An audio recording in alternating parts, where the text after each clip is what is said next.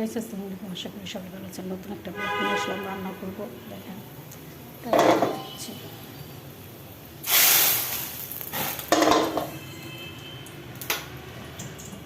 রান্না করবো মুরগি, আলু ভাজি, ডাল।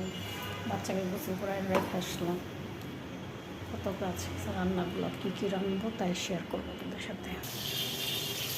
তো মুরগির থেকে মাংস দেওয়া গেছে, আরও দেখি করে মাত্র গোসল করে দিয়ে গেছি। দেখেন প্যান্ট গিঞ্জি কিছুই পরে না, তাও এত চেকের মধ্যেও মশা কেমন কামড় মারে। যে এই যে মশার ওষুধ লাগাইছে, ওই দেখেন কয়েল। তারপর এত যত্নর মধ্যেও তারপরে মশা কামড়াইছে, ওরে ডেঙ্গু জ্বর হয়েছে। টিভি দেখবো আর এই যে টিভি কয়টা বাজে গেছে, আমি তো রান্না বান্না করতে পারলাম না। এগুলো হলো বপুরার আলু, লাল আলু ছোটো ছোটো আলু ভাজি করবো, মুরগি রান্না করবো।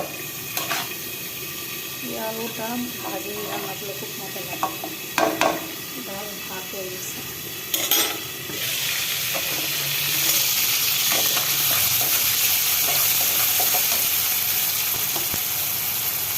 লবণ দিয়ে দিব।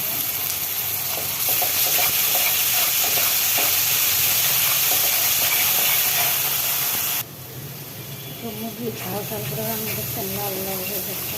ঝাল ঝাল করে রান্না করবো, ফার্মের মুরগি তো ঝাল ঝাল না করে।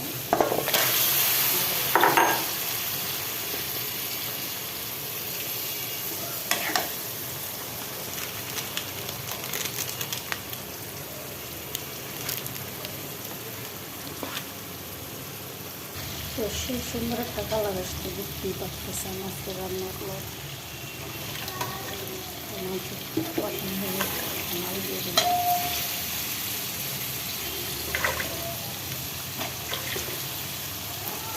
আর আমরা বাঙালি, আলু ছাড়া তো আমাদের চলেই না, আলু দিতেই হবে। তাই রান্না করবো। কী দেখছেন রান্না শেষ করতে হয় না, গ্যাস গেছে। আগে হলো সিলিন্ডার গ্যাস, কী সমস্যা হয় রান্নায় কমপ্লিট করতে পারলাম না, গ্যাস চলে গেছে। কোনো কথা, এই হলো একটা সমস্যা এই সিলিন্ডারের গ্যাসে। দেখছেন কী বিপদ ঘটছে না? কাছাকাছি অর্ধেক রান্নার মধ্যে গ্যাস গেছে।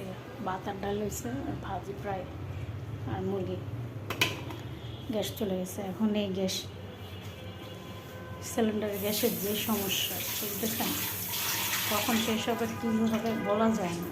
হুট করে রান্না অর্ধেক রান্নার মাঝখানে গ্যাস শেষ হয়ে গেছে। মানে কী আর বলবো, বলার ভাষা নাই, বুঝছেন।